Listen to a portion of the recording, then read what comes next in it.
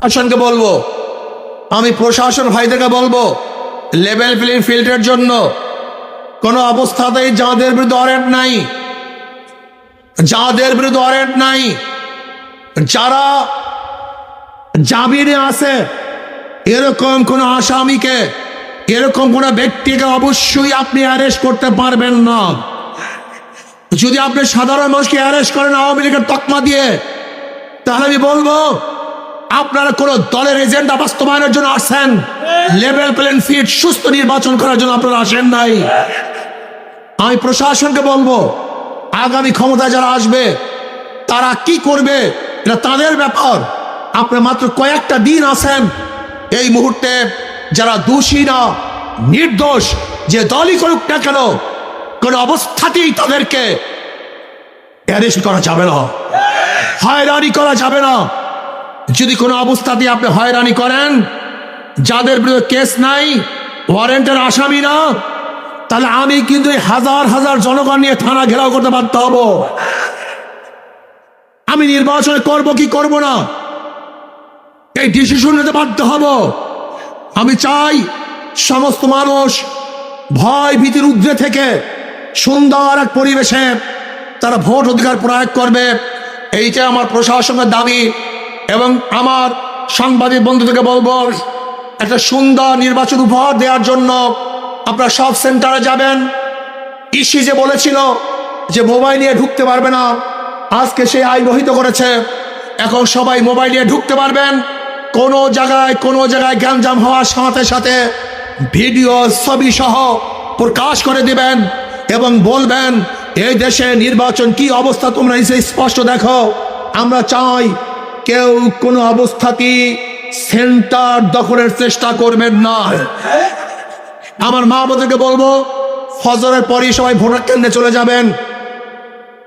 জুতা এমন জুতা পরিধান করবেন যেন খুলতে দেরি না হয়। কেউ যদি ভোট ডাকাতি করতে আসে, তাহলে দুই হাতে দুই জুতা দিয়া গালের মধ্যে ভোট দিয়া দেবে ইনশাআল্লাহ। আর একটা কথা মনে রাখতে চাই, তোমাদের শরীরে রক্ত আছে, ওই ডাকাতদের শরীরে রক্ত আছে, ওই ডাকাতদেরও সাহস আছে, তোমাদেরও সাহস আছে। আমি মনে করি মুমিনের ইমানের সামনে ডাকাতদের ইমানের কোনো শক্তি নাই।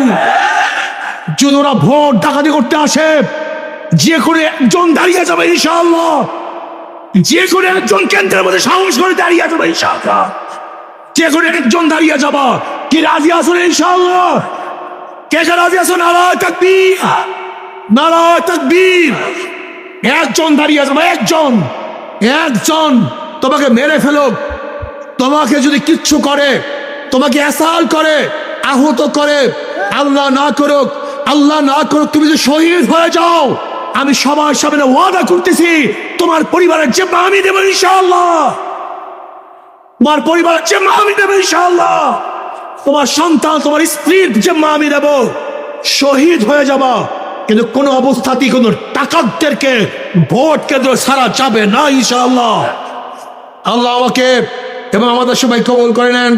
আশা করা যায় বাকেরগঞ্জের মানুষ যেভাবে জাগ্রত হয়েছে, ইনশাআল্লাহ বাকেরগঞ্জ বিপুল ভোটে হাত পাকা বিজয় হবে ইনশাআল্লাহ। আর আমি আর একটা কথা বলে শেষ করব, আমার প্রতিপক্ষ যেই ভাইরা আছেন, খাস করে মিথ্যা কথা বলবেন না, মিথ্যা কথা বলবেন না। মিথ্যা বলায় আমাদের জামাতি ভাইরা মনে হয় বেশু চ্যাম্পিয়ন হয়েছে এখন বর্তমানে। এত মিথ্যা কোনো মানুষ বলতে পারে আমার জানা নাই। আল্লাহ আমাদের সবাইকে মিথ্যা থেকে হেফাজত করেন। আল্লাহ আমাদের সবাইকে হাত পাকা প্রতীকে ভোট দিয়ে ইসলামকে বিজয় করার, দেশকে বিজয় করার, মানবতার বিজয় করার তৌফিক দান করেন। ইনশাআল্লাহ আমরা বিজয় হব ইনশাআল্লাহ। আসসালামু আলাইকুম।